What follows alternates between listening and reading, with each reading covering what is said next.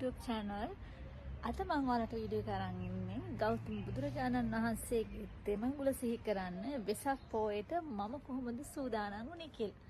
එහෙනම් අපි ගිහින් බලමු මම මොනවද වෙසක් පොයට කරේ කියලා. ඔන්න ඉතින් මේ වෙසක් පොයට මම වෙසක් කූඩු හදන්න තමයි යන්නේ. වෙසක් කූඩු නැත්තම් අටපට්ටා. ඉතින් රටේ ඉන්න ඔයාලත් එක්ක මට හිතුණා මේ වීඩියෝ එක ෂෙයා කරගන්න ඕන කියලා. විශේෂයෙන්ම ඒකට හේතුව රටේ ඉන්න අයට උණ බට නැහැ, උණ පතුරු නැහැ වෙසක් කූඩු හදන්න ගොඩාක් අයට හරි අමාරුයි හොයාගන්න. ඉතින් ඒකට විසඳුමක් විදිහට මම මේ පාර වෙසක් කූඩු හදන්නේ බීම බට වලින්. මේක මගේ ෆස්ට් ටයිම් නෙමෙයි, මීට කලිනුත් මම හදලා තියෙන්නේ බීම බට වලින් තමයි. ඉතින් මට හිතුණා ඒක ඔයාලටත් නොදන්න කෙනෙකුට ඒක වැදගත් වෙයි කියලා.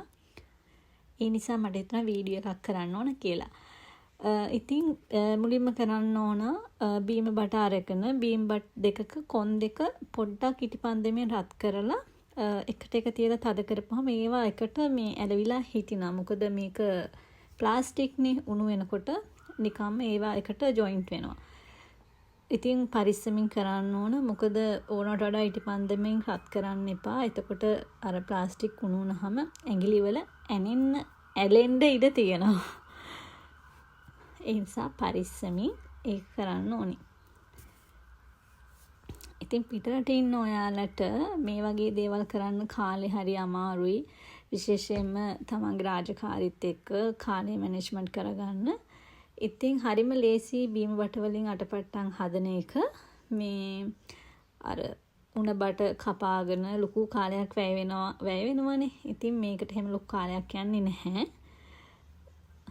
පුංචිම වෙලාවකින් සාමාන්‍ය මට අටපට්ටම් 5ක් 6ක් හදන්න විනාඩි 10ක් 15ක් වගේ තමයි ගියේ. සමහර විට මට හුරු නිසා වෙන්න අලුත් කෙනෙකුටත් ඒක එච්චර ලොකු දෙයක් නෙමෙයි. ඉතින් ඔයාලා try කරලා බලන්න. අනිවාර්යයෙන්ම ලේසි. ඔයාලටත් ආස හිතේ දිගට මේ විදිහට දේවල් කරන්න. ඉතින් බලමු. මෙන්න මේ වගේ සමචතුරස්‍ර තමයි මම හදාගත්තේ මුලින්ම.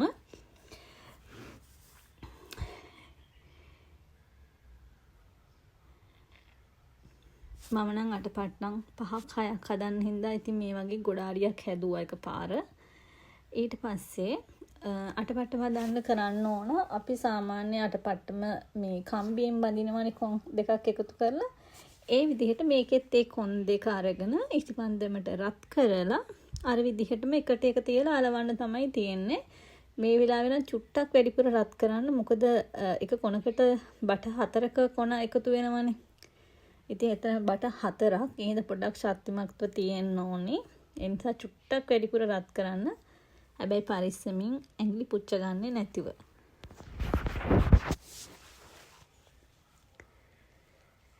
අවුරුද්දේ මාස 12 මං ආසම මාසයක් තමයි මේ මාසෙ කියන්නේ.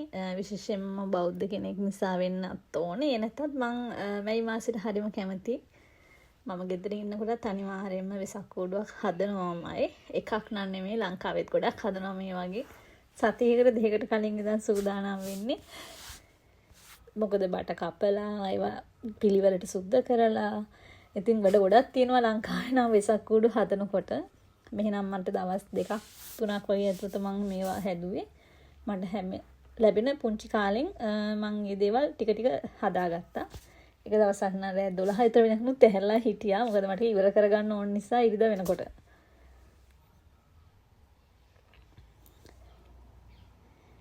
ඉතින් මෙන්න මේ විදිහට තමයි අලවන්න ඕන. චූට්ටක් ඉතින් ඇදයක් තියෙනවා. මේ එකෙච්චර ගණන් ගන්න එපා. මොකද ඕනම දෙයක පොඩි වැරදි තියෙනවනේ. අපේ ජීවිතවල චූටි වැරදි තියෙනවා. ඒ දේවල් හදාගෙන ඉස්සරහට යනකොට ලස්සනයි. ඒ කියන්නේ මේක ඇද වුණාට මේ කලවල ඉවර වෙනකොට ඇත්තටම හරිම ලස්සනයි. ඔයාලට වීඩියෝ එකත් එක්ක ඉස්සරහට බලන්න යන්න. එතකොට බලා ගන්න පුළුවන් කොහොමද මං අවසානෙට වෙසක් කූඩු හදලා තියෙන්නේ කියලා. සමහර මේ වීඩියෝ එක බලනකොටත් ඔයාලා දැකලා ඇති. මොකද මං FB එකේ අප්ලෝඩ් කරලා තියෙනවා ෆොටෝස්. ඔන්න ඉතින් මගේ ඉටිපන්දමත් නිමුණා. එහෙම තමයි පොඩි බාධා එන්න ඕන. එතකොට තමයි ලස්සන කියනවන්නේ. කඳු නැග පල්ලම් බැස යනකොට තමයිලු ලයිෆ් එක ලස්සන කියලා මම අහලා තියෙනවා. ඉතින් ඒ වගේ චූටි බාධාත් එනවා. ඉතින් ඔන්න මං මගේ පළවෙනි අටපට්ටම වෙසක් කූඩුව හැදුවා. චූට්ටක් පොඩි ඇදයක් වගේ තියෙනවා, එක ලොකු නැහැ ඉතින්. ඉතින් ඔන්න විදිහ තමයි මගේ පළවෙනි අටපට්ටම මං හැදුවේ. මේ වගේ මං අටපට්ටම් 6ක් හැදුවා. හැබැයි මට පොඩ්ඩක් සවුකල මේ ප්‍රශ්නයක් කළා. එකක් කලව ගන්න බැරි වුණා. ඉතින් මං හදපු කූඩු 6 පිළිවෙලට තිබ්බා. ඉතින් මේකට නම් ලොකු කාලයක් ගියේ නැහැ. ඊට පස්සේ තමයි තියෙන්නේ අමාරුම රාජකාරිය සවුකල අලවන්න. පොඩ්ඩක් සවුකල අලවන්න නම් වෙලාවත් යනවා, ඉවසීමක් තියෙන්න ඕන විශේෂයෙන්ම. ඉතින් බලමු කොහොමද මම සවුකල හැරෙව්වේ කියලා. මම සවුකල ගෙනාව පාට ගොඩක්. ඉතින් මං ගෙනාපු පාට එක පැකට් එකක පාට ගොඩක් තියෙනවා. ගොඩක් අය අහලා තිබ්බා සවුකල කොහෙන්ද කියලා. ඊශ්‍රායලේ ඉන්න අයට කියන්නේ සවුකල ගන්න පුළුවන් මෙහි තියෙනවා ෂොප් එකක නම මැක්ස් කියලා. එහෙම නැත්නම් සාමාන්‍ය බුක් ෂොප් තියෙනවා, ළමයිගේ ඉස්කෝල බඩු තියෙන තැන් තියෙන්නේ. ඒ වගේ තැන්වල තියෙනවා. මට නම් තනි පාට ගන්න හම්බුන්නේ පැකට් එක තමා තිබ්බේ මෙහෙම කලර්ස් ගොඩාරියා. ඉතින් මම මුලින්ම කෙරුවේ අටපට්ටමේ ත්‍රිකෝණ කෑලි වලට තමයි මම ඉස්සෙල්ලාම අලවන්න පටන් ගත්තේ.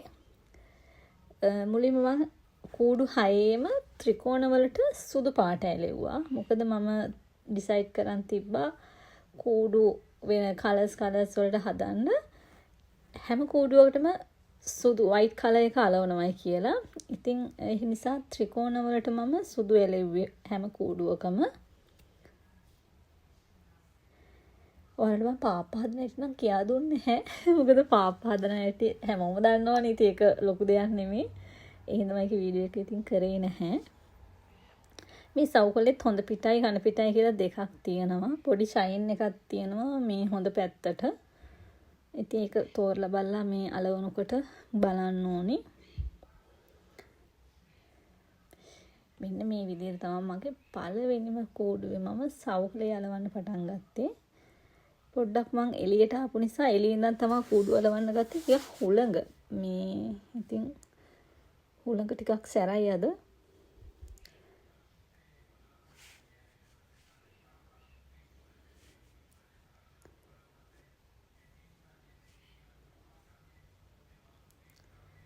ඔයාලට හරි ලේසි මේ සවුකල අලවනකොට පේපර් කටින් එකක් ගන්නවා නම් මං කතුරකින් කැපුවේ. පේපර් කටර් එකකින් කපද්දි හරි ලේසි. මෙන්න මේ විදිහට තමයි මම පළවෙනි කූඩුවේ සුදු පාට අලවලා ඉවර කරේ. ඊට පස්සේ මම සම චතුරස්‍ර ටික තමයි අලවන්න ගත්තේ. පළවෙනි කූඩුව මට හිතුණා කහ පාට අලවන්න ඕනි කියලා. ඉතින් ඒ නිසා මම මුලින්ම පළවෙනි කූඩුව ඇලෙව්වේ කහ පාට.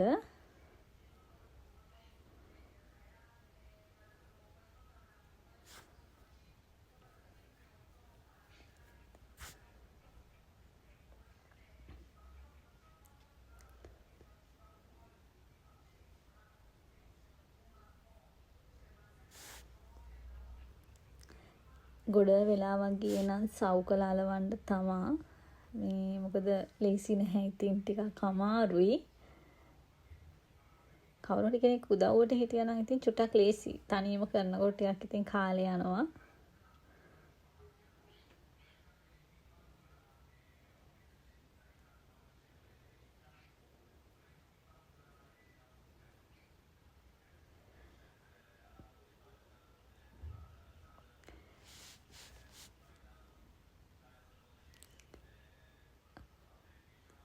මගේ වැඩ ටිකක් නීට් වෙරිද මන් දන්නේ. චුට්ටක් හරි අදයක් මේ එකක් තියෙනවා නම් ඒක ආයි පිළිවෙලටම හදන්න ඕනේ. ඒ හින්දා ටිකක් කාලේ වැඩිපුරම ගියා. ඉතින් ඔන්න මගේ පළවෙනි කූඩුවේ මම කහ පාට සවුකලේ තමයි අලවලා ඉවර කරේ. මේ තියෙන්නේ කහ පාට එක. හරි ලස්සනයි. සුදුයි කහයි. මේ විදිහට මම කූඩු පහටම කලර්ස් පහකින් ඇලෙව්වා.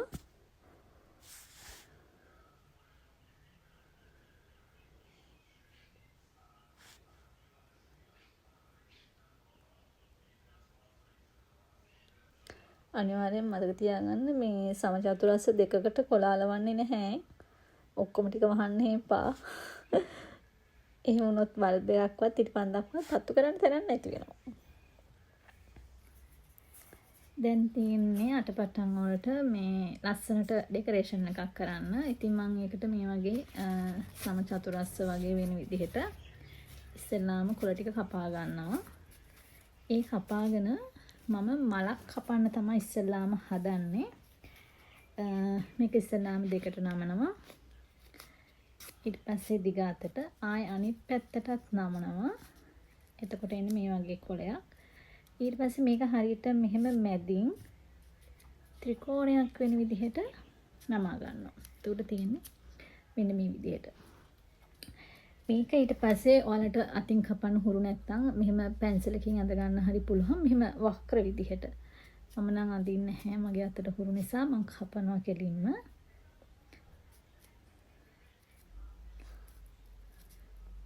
ඉස්සෙල්ලාම ලොකුවට ටිකක් කපා ගන්න. ඊට පස්සේ ඔයාලට පුළුවන් පොඩ එක මේ හැඩේ අරගෙන ලස්සනට Tamanට ඕන ගානට මල කපා ගන්න.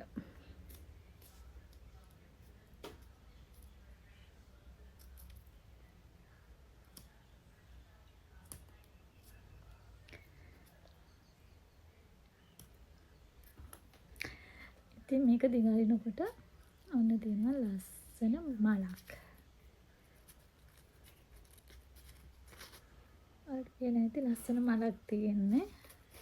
ඉතින් කොළ 4ක් 5ක් එකට තියලා කපන්න. එතකොට ඉක්මනට මේ මාටි කපා ගන්න පුළුවන්. ඉතින් මම කපපු මල් මේ විදිහට මම කපනවා. මම හදනට පටන් 6ටම පාට 6න්. ඊට පස්සේ මම පෙන්නන්නම් මම කොහොමද ඒක ඩෙකරේෂන් කරන්න කියලා. මේ තියෙන්නේ මම කපාගත්ත මල් ටික මීට වඩා ගොඩාරියක් කැපුවා මම. ඊට පස්සේ මම පළවෙනි මලවන්න ගත්තේ නිල් පාට වෙසක් කූඩුවට තමයි ඩෙකරේෂන්. ඒකේ මුලින්ම ඒ කියන්නේ මයි කූඩුව නිල් නා සුදු පාට උඩින් අලවලා යටින් මල නිල් පාට තමයි. මේ මල දෙකේ පොඩි වෙනසක් තියෙන්න ඕන. අනිවාර්යයෙන්ම සුදු මල පොඩි වෙන්න ඕනේ. එතකොට තමයි දෙක ලස්සන. මෙන්න මේ විදිහට තමයි මම කූඩු වලට මල් අලවලා ඉවර කරේ. ඉතින් ඔයාලට පේනවා ඇති හරි ලස්සනයි. දකිද්දි නම් මට නම් හරිම සතුටුයි. දවස් 3ක් තිස්සේ වෙසක් කූඩුවේ කොට්ටු වෙලා දැන් තියෙන්නේ අවසාන ටික. තාම ඉවර නෑ. රැලි අලවන ගම. බලමු අපි අවසානෙට කොහොම වෙයිද කියලා. මම හිතනවා ලස්සනට තේ කියලා. බලන්න. චුට්ටක් මම ඉවර කළා. අවසන් දාන්න. කොහොමද මගේ වෙසක් කූඩු 5? ඔන්න ඉතින් දැන් තියෙන්නේ අටපට්ටන් ටික එල්ලන්න. මම ගිය අවුරුද්දෙත් මේ ගහේම තමයි එල්ලුවේ. මොකද ඒක වටේට එල්ලන්න ලේසි මට. ඒ නිසා ඔන්න පටන් ගන්න තැන මගේ වෙසක් කූඩුවක් වැටුණා. හැබැයි මුකුත් උනේ නැහැ. මේ අත්තට බර වැඩි ද කොහෙද ඒක? ඒකයි. දැන් ඔන්න මගේ පළවෙනි එක මං එල්ලුවේ කොළ පාට වෙසක් කූඩුව. ඊට පස්සේ තැඹිලි පාට එක, මැදි වෙන්න එල්ලුවා මං කහ පාට වෙසක් කූඩුව. මට වෙසක් කූඩු 6ම හදාගන්න බැරි වුණා. සවුකොළ මදි වුණා. සුදු පාට සවුකොළේ මදි වුණේ. නැත්තම් මම එකත් හදනවා. කහ පාට එක මැදට දාලා එහා පැත්තේ රතු පාට එල්ලුවා. ඔන්න ඉතින් හරිම ලස්සනයි. මට නම් හරි සතුටුයි. කොච්චර මහන්සි වුණත් මට ඒක දකින්නකොට ඒකේ සතුට කියන්න තේරෙන්නේ නැහැ. දවස් 3ක ප්‍රතිඵලයක්. ඉතින් හරි සතුටුයි මට. පොඩි පොඩි ඇද ඇති වගණන් ගන්න එපා. ඉතින් ඔයාලත් බලලා කියන්න මගේ වෙසක් කූඩු ටික ලස්සනයිද කියලා කමෙන්ට් එකක් දාගෙන යන්න අනිවාර්යෙන්ම අමතක කරන්න එපා. තාම ඉවර නෑ. තව චූටි වැඩක් තියෙනවා. ඔන්න දැන් ඉතින් කරුවලේ ජරමරේ. මට ඉතින් එකින් එකට බල්බ් මේව කරන්න ඇත්තට මම දන්නේ නැහැ ඒ සම්බන්ධව. ඒ හින්දා මං ගාව තියෙනවා බල්බ් වැලක් බැටරි වලින් වැඩ කරන. ඒක තමයි මම ගියේ පාරත් දැම්මේ. මේ පාරත් ඒ බල්බ් වැලම අරගෙන ආවා. කූඩු වලට ඔයාලට මම පේනෙත් නැතුව ඇති කරුවලේ කළුවට කළුවේ කළු ඇඳගෙන මම පෙවුන්නතර කමන්නේ ඔන්න බලන්න කූඩු ටික කොහොමද කියලා ලයිට් දැම්මට පස්සේ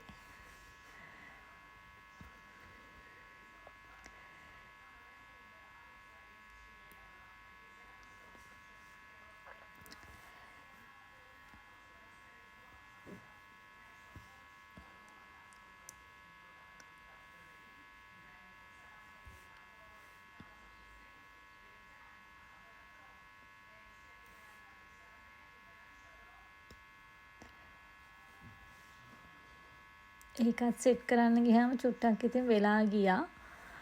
මොකද බැලන්ස් කරන්න ඕන හැම වෙසක් කූඩුවකටම එළිය එන විදිහට. ඒක ගොඩක් ලොකු මේ බල්බ් වැඩක් නෙමෙයි.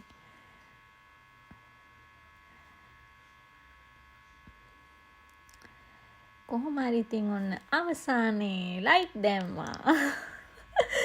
හරිම ලස්සනයි. මට නම් මාරම සතුටුයි. මට කියන්න තේරෙන්නේ නැහැ. මේ හරි ලස්සනයි ඉතින්. මම මේ සතුට තනියම විඳගත්තා. ඔයාලටත් ඒක විඳින්න තමයි මම මේ වීඩියෝ එක කරේ. ඉතින් ඔයාලත් මේ වගේ ලස්සන වෙසක් කූඩුවක් හදන්න ලබන අවුරුද්දේ හරි හිතාගන්න. හරිම ලේසි. ලේසියටත් වඩා හරිම සතුටක් ලැබෙනවා අපිට. මට නම් මාරම සතුටක් තියෙනවා. හරිම තෘප්තිමත් මං ඒ කියන්නේ මං කරපු දේ ගැන. ඉතින් බලන්න ඔය තමයි මගේ වෙසක් කූඩු ටික.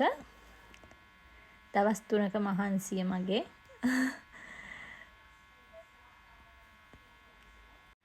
ඔය විදිහට තමයි මම වෙසක් එකට අටපට්ටම් එහෙම නැත්නම් වෙසක් කූඩු හැදුවේ. ඉතින් මගේ වීඩියෝ එක බලපු ඔයාලට ගොඩාක් ස්තුතියි. ඒ වගේම ඔයාලා හැමෝටම සුබ වෙසක් මංගල්‍යයක් කියලා ප්‍රාර්ථනා කරන ගමන් ආයෙත් අලුත් වීඩියෝ එකක් අරගෙන එනකම් ගිහිල්ලා එන්නම් ඔයාලා හැමෝටම තෙරුවන් සරණයි.